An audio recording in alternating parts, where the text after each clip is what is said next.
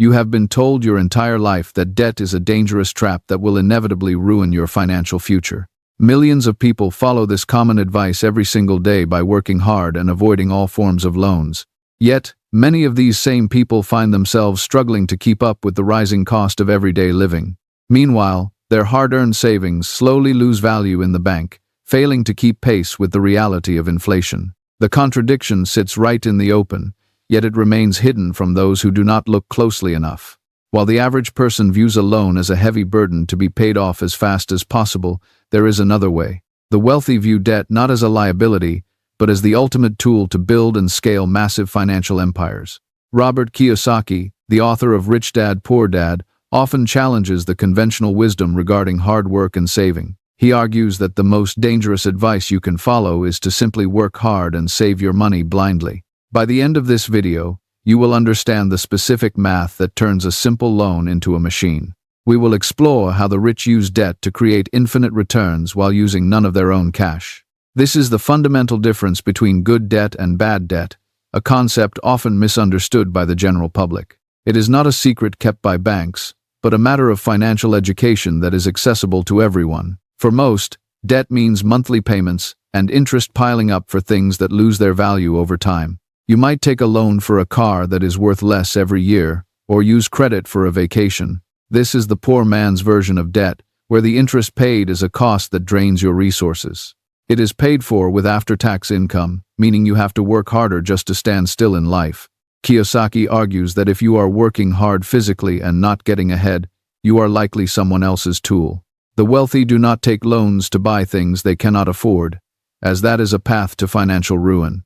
Instead, they take loans to acquire income-producing assets that pay for the debt service all by themselves.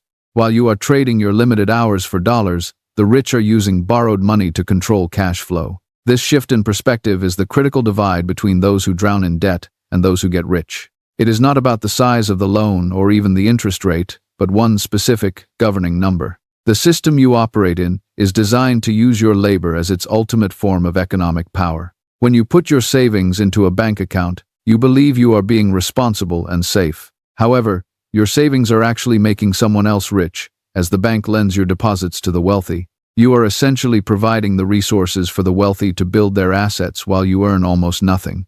Since 1971, money has become a printable debt instrument, changing the rules of the game entirely. This means that savers are losers because the purchasing power of their cash erodes every single year. If you have $10,000 in the bank earning 4%, you are actually moving backward after taxes. The rich understand that they must move their wealth into income-producing assets using debt before cash disappears.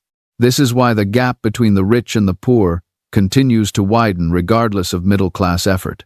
To understand how this works, we must look at the one number that governs every wealth-building move. It is called the spread, and it is the secret engine behind every successful financial move you see. At its core, a loan is nothing more than renting money from someone else to use for your benefit. You borrow a sum, pay a fee for the time you hold it, and eventually return the principal. That fee is the interest rate, or the rent, which determines the cost of your financial leverage. The only question that matters for financial management is whether the money you rent earns more than it costs. If the money you borrow earns 7%, and the rent on it is 4%, you keep the difference. You keep 3% on money that was never yours, creating a profit from the bank's own capital. This gap is the engine of how to use debt to build wealth without risking your own personal savings. The rich do not ask how to pay a loan back as fast as possible, as that limits their growth. They ask what the spread is and how many dollars they can control with that specific margin. This is the entry point into a passive income strategy that functions regardless of whether you go to work. The first institutional secret is something called trade credit, which powers almost every major product business. Imagine you want to sell pens. In the poor version, you tie up your own cash in plastic inventory. The rich version is different, as you do not pay for the goods up front using your own money. Instead, you get the product on terms like net 30, net 60, or net 90 days. This means the factory is acting as your bank, allowing you to sell the goods before paying the bill. You get the pens today, sell them to customers, and pay the factory back after you have collected cash. Run the math on that deal. The amount of your own cash used in the deal is exactly zero. You controlled an entire container of inventory with none of your own money, making your return infinite. This is the trade credit secret, where the seller does not need money. They only need favorable terms. The second strategy is the capital recycling loop, which is a common technique used in the real estate market. You buy a property, fix it up to increase its value, and then refinance to pull your cash back out. By pulling your initial investment out, you have successfully recycled your capital to go buy the next property. You now own an asset that produces income while the tenants pay down your new, larger mortgage debt. Because you have zero of your own cash left in the deal, your return on that asset is infinite. This is the cycle that allows the wealthy to grow their portfolios exponentially without ever running out of cash.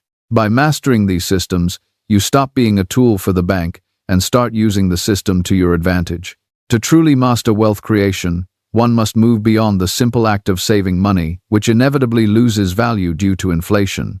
Instead, the wealthy employ sophisticated strategies like trade credit and capital recycling to ensure their money is always working for them. Trade credit acts as a powerful lever, allowing entrepreneurs to control vast amounts of inventory without ever touching their own liquid cash.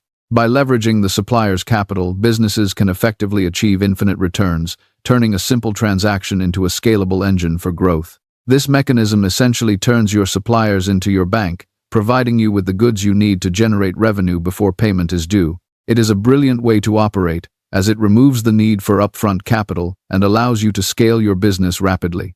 Similarly, the capital recycling loop in real estate provides a blueprint for investors to continuously expand their holdings without depleting their funds.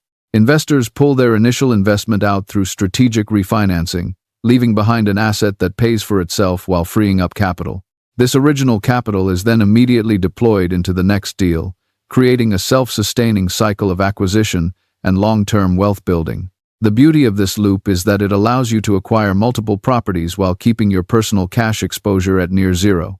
By constantly refinancing, you are essentially pulling your seed money back out to plant it in the next fertile investment opportunity. These systems, famously utilized by historical titans like Rockefeller and modern billionaires like Zuckerberg, demonstrate a core truth about high-level finance.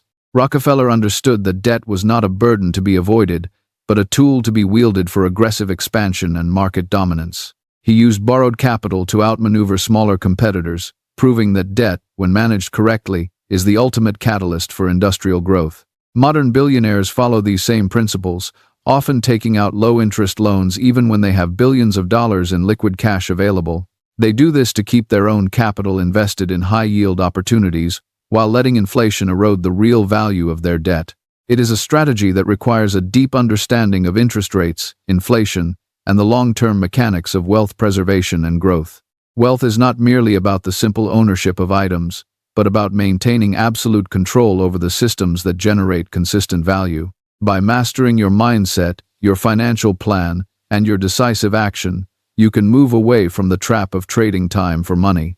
The transition from an employee to an investor requires a fundamental shift in how you perceive the rules of the economic game. You begin to use the system to build passive income, securing your financial future by understanding the mechanics banks keep hidden from view. This shift starts with the internal dialogue you have with yourself, moving from, "I cannot afford it," to, "How can I afford it?" This simple change in perspective forces your brain to start looking for the spread, the gap between what you borrow and what you earn. Once you start seeing the spread, you begin to identify opportunities that others, blinded by traditional advice, completely overlook. Your financial plan must be concrete, with clear deadlines for replacing your earned income with income generated by your assets. Taking action is the next vital step, as the feedback you receive from the real world is the fastest education you will ever get. Even if you make mistakes early on, the lessons learned from those experiences are invaluable in refining your investment strategy over time. Remember that wealth is not about having a high salary, but about having control over assets that pay you while you sleep. By using debt to control an asset, you gain all the benefits, revenue, appreciation, and tax deductions without needing to own it outright. As long as the asset produces more cash flow than the debt costs, you are successfully building your own path to infinite wealth. This is the core of the cash flow quadrant, moving from the left side of the equation to the right side where the wealthy reside. It is a path that requires discipline, education, and the courage to act differently than the majority of the population. The system is designed to keep you as a resource, but by learning these rules, you can become the one who utilizes the system.